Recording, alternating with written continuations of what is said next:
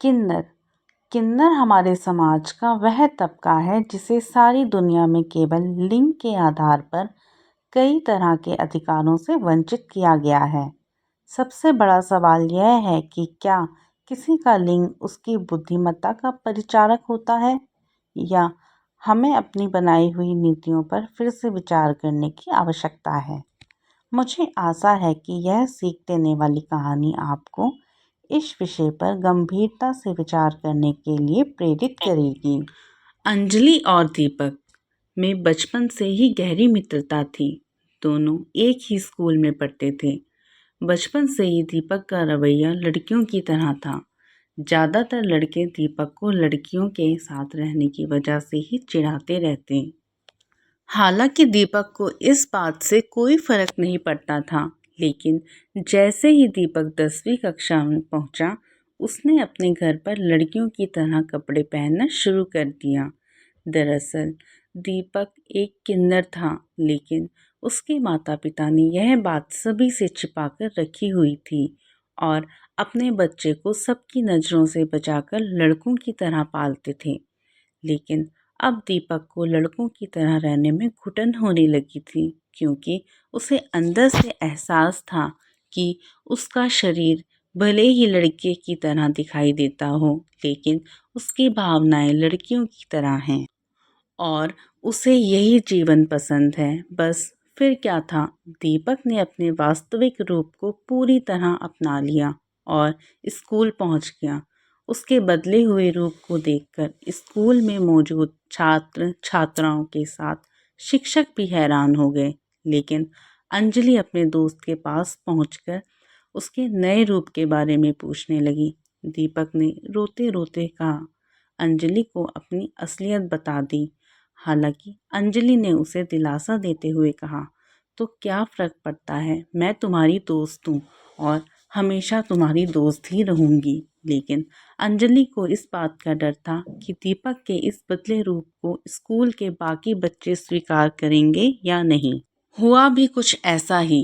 पहले ही दिन दीपक को पूरी क्लास के सामने जलील होना पड़ा। सभी विद्यार्थियों ने उसके लड़कियों वाले कपड़े देख उसका मजाक उड़ाना शुरू कर दिया। लेकिन जब बात सर के ऊपर हो गई तो दीपक रोते हुए अपने घर वापस आ गया। दीपक के साथ हुए बुरे बर्ताव की वजह से उसके पिता को बहुत बुरा लगा।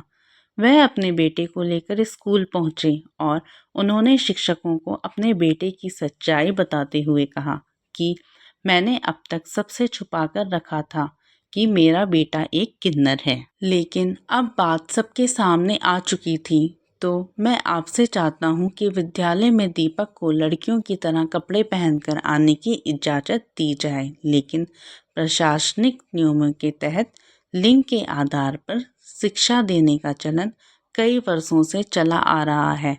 इसीलिए स्कूल के प्रबंधन ने दीपक को निष्कासित कर दिया। स्कूल से अपना नाम हटाए जाने से दीपक टूट चुका था, लेकिन उससे भी ज़्यादा तकलीफ अंजलि को महसूस हो रही थी। उसे समाज और प्रशासन के बनाए हुए लिंग आधारित शिक्षा पद्धति पे क्रोध आ रहा था। उसने तय किया कि वह दीपक को इंसाफ दिलवाकर रहेगी।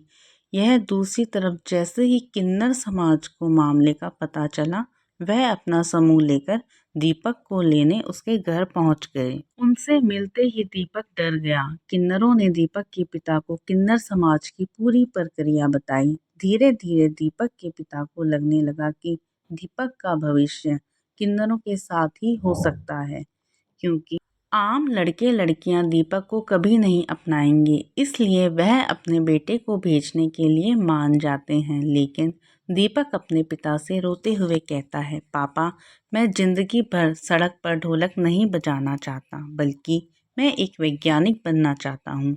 बस मेरी भावनाएं लड़कियों की तरह हैं, लेकिन मेरी बुद्धि विज्ञान के विद्यार्थियों की तरह है। लेकिन किन्नरों के सामने दीपक की कोई दलील नहीं चली। वह दीपक के पिता को मजबूर करके जबरदस्ती दीपक को अपने साथ ले जाते हैं। कुछ दिनों तक दीपक अपनी दोस्त अंजलि और परिवार को याद करता है।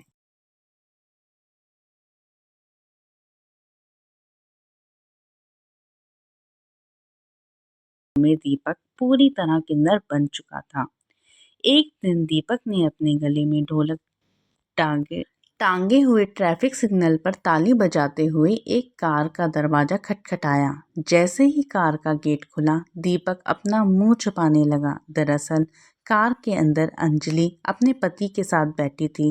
दीपक को मुंह छुपाते देख अंजलि उसे पहचान लेती है और जैसे ही उसे दीपक का किन्नर वाला रूप दिखाई दिया, उसके होश उड़ गए। अंजलि तुरंत सड़क पर उतरकर दीपक को गले लगाकर रोने लगती है। दीपक अंजलि को चुप करवाते हुए कहता है कि तुम मेरी चिंता मत करो, मुझे अब इसी काम में मज़ा आने लगा है और अब मेरी यही दुनिया है। लेकिन अंजलि दीपक को बचपन से जानती थी। उसे पूरा यकीन था कि दीपक बड़े होकर देश के लिए एक बड़ा काम करेगा। लेकिन आज वह गले में ढोलक टांगे हुए लोगों का मनोरंजन करने पर मजबूर है। बस फिर क्या था, अंजलि ने दीपक को इंसाफ दिलवाने का बीड़ा उठा ही लिया। अंजलि के पति एक वकील थे, इसीलिए उन्होंने अपनी पत्नी की बात से सहमत होकर किन्नरों को स्त्री पुरुष की तरह समान अधिकार दिलाने हेतु एक मुकदमा दर्ज करा दिया। यह मामला अपने आप में बहुत बड़ा था, इसीलिए न्यायाधीश ने मामले को सरकार के अधिकारों का हवाला देते हुए अनिश्चित काल तक स्थगित कर दिया। लेकिन अंजलि कहाँ रुकने वाली थी। उसने किन्नर समाज से मिलकर एक आंदोलन की भी शुरुआत कर दी। धीरे धीरे आंदोलन का रूप विशाल होता गया। आंदोलन की नेतृत्व कर रही अंजलि ने अपने आक्रामक तेवरों से पूरी मीडिया जगत में एक तहलका सी मचा दी। देखते देखते मुद्दा एक अंतर्राष्ट्रीय होने लगा। जब नेताओं को किन्नरों के आंदोलनों की ताकत का पता चला तो वह तुरंत अधिकारियों के साथ किन्नरों की मांगें सुनने पहुंच गए। अंजलि ने सार्वजनिक दलील देते हुए कहा कि किन्नर समाज अब एक मनुष्य की तरह सामान्य अधिकार चाहता है। जिस तरह स्त्री और पुरुष को पढ़ने लिखने नौकरी करने का अधिकार होता है, उसी तरह से किन्नरों को भी होना चाहिए। क्या किसी की बुद्धि और विवेक की कोई कीमत नहीं होती? लिंग ही सब कुछ है। अंजलि की बात सुनकर नेताओं के बीच एक फुसफुसाहट सी होने लगी। दरअसल उन्हें अंदर से लग रहा था कि अंजलि की बात में दम है, लेकिन वह कर भी क्या सकते हैं। वर्षों से चली आ रही सोच के अनुसार पहले पुरुष को प्राथमिकता दी जाती है, उसके बाद स्त्री को और उसके बाद किन्नरों को सीमित अधिकारों के तहत समाज के बीच केवल एक मनोरंजन का पात्र बनाने के लिए छोड़ दिया जाता है। नेताओं ने किन्नर समाज को आश्वासन देते हुए कहा कि इस पार्लियामेंट की अगली सुनवाई में यह मुद्दा प्रखर रूप से उठाया जाएगा। तब तक के लिए आप लोग अपना आंदोलन रोक दीजिए, अन्यथा कानून व्यवस्था को संभालना मुश्किल हो जाएगा। किन्नर समाज ने समझदारी का परिचय देते हुए प्रशासन के समझाने पर आंदोलन रोक दिया। लेकिन अंजलि ने अपने साहस से बारूद के ढेर में चिंगारी तो लगा ही दी थी, बस धमाका होना बाकी था।